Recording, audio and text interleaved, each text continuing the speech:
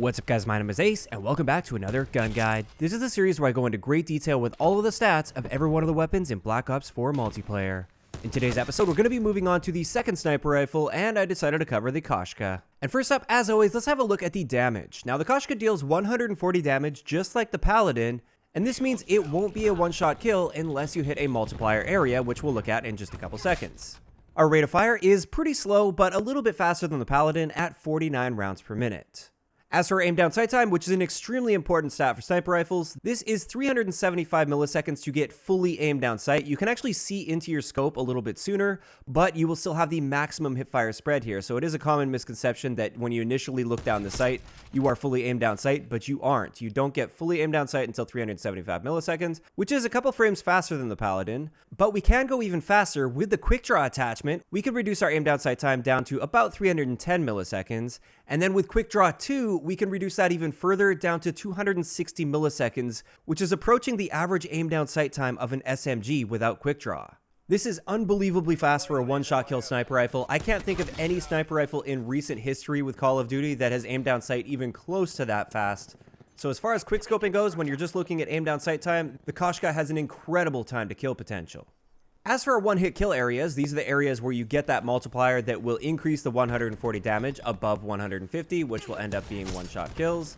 The standard one-hit kill area isn't too great with the Koshka. It only covers the head, neck, and upper torso. I've noticed I get quite a bit of hit markers with this, normally on the shoulders of enemies. If I'm slightly to the side, I might be aiming high enough, but if I hit them in the shoulder, it will end up being a hit marker, unless you have the high caliber attachment. So let's have a look at high caliber multipliers. And as you can see here, with high caliber, it does extend your multipliers by quite a noticeable amount.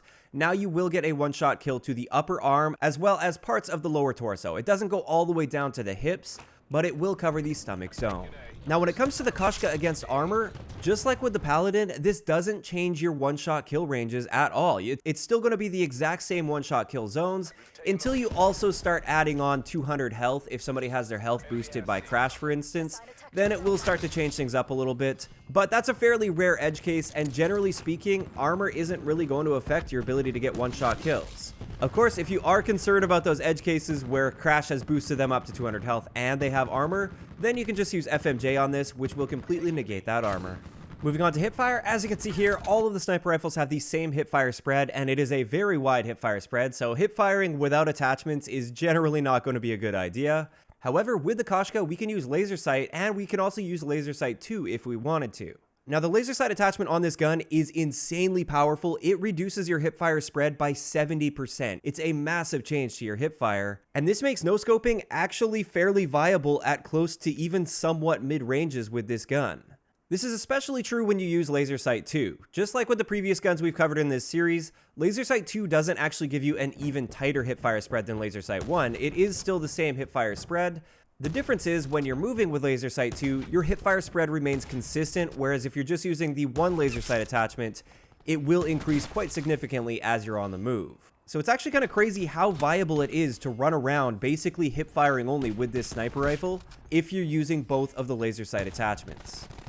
Next up, the amount of time that we're able to hold our breath and therefore completely stabilize our shot is just 4 seconds, just like with the Paladin, which isn't a whole lot of time, and unfortunately with this gun, there is no way to increase that, unlike with the Paladin.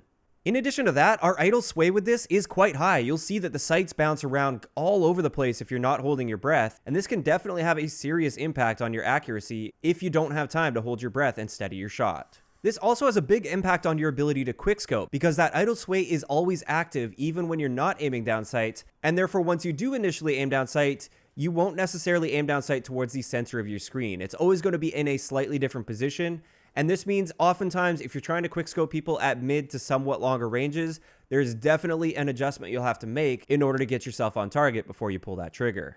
Keep in mind, I have tested this with all of the sights that you can use on the Koshka as well, and it's the same result with all of them. There's no way to reduce this, unlike with the Paladin, which allows you to use the stabilizer attachment, which will significantly reduce this idle sway.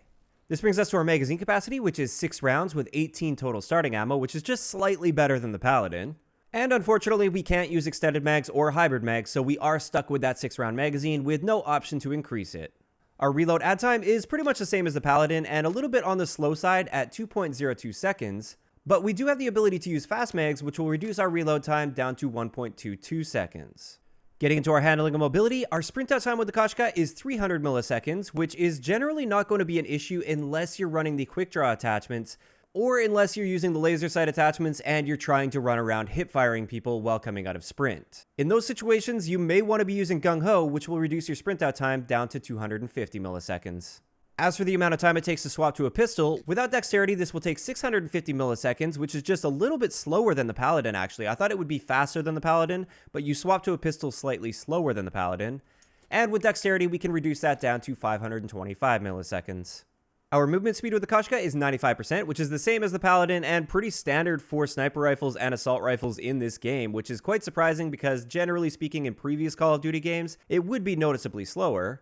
And our aim down sight stray speed is 40%, which again is standard for this game, but with the Koshka we have the ability to use the stock attachment, which will bump our aim down sight stray speed all the way up to 65%. So that pretty much covers it for the standard stats for the Koshka. However, we do have an operator mod, and this does fundamentally change your ability to quickscope. This operator mod is called the Strelok, and with this, your hipfire spread will reduce as you aim down sight towards your target, which will make quickscoping much easier. This is how sniper rifles actually used to work in the older Call of Duty games, where your hipfire spread would tighten and you would become more and more accurate as you were aiming down sight. So in Modern Warfare 2, for instance, if you almost aimed down sight but you ended up pulling the trigger just a little bit too soon before you were fully aimed down sight, you would still have a pretty accurate shot towards your target.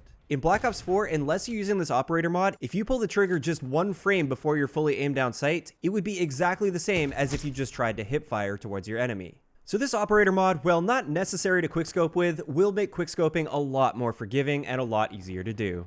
As for the other attachments, let's start it off with the optics. Personally, I kind of like the default sight, so I usually just stick to the default sights. But having said that, I've sniped a little bit with the recon sight and it felt pretty good. I personally really don't like the iron sight on the Koshka. That's definitely down to personal preference to an extent, but I just didn't like how it felt at all. The ELO sight is great on the Koshka in my opinion. And finally, we have the thermal sight, which can also be great in a lot of situations if that's what you're looking for.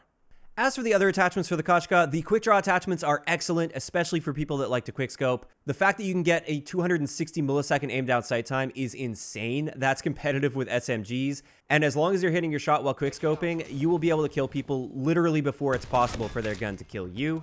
The laser sight attachments, like I said earlier, if you combine both of these, you can viably go around the map hip-firing people and treating this like a shotgun, and it is quite fun to do that from time to time. But then again, if you do miss your shot while doing this, it can be a little bit frustrating and difficult because your rate of fire is quite slow, so if you miss the shot, you're usually going to be dead. Fast mags, I feel, is generally unnecessary. I usually find that I have plenty of safe time to reload, and if I don't, I can swap to my pistol, take out the enemy, and then I can swap back and get a safe reload in.